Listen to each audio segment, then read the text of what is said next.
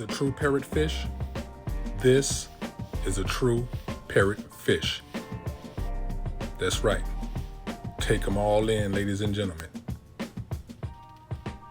A #1 stunner. Gorgeous.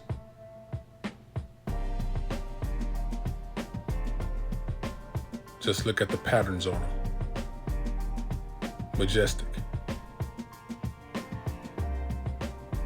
Now don't get me wrong. There's nothing wrong with the other parrotfish with the pronounced nose and the short compact body, but no, they can't compete with this guy here. Look at him. He's a stunner. Awesome.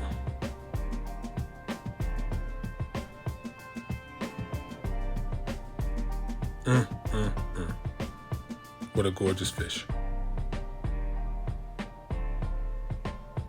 If not the diamond, he is the emerald in my collection.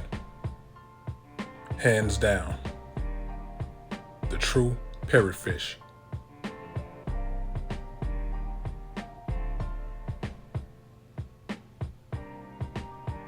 Yes, you gotta have one, ladies and gentlemen.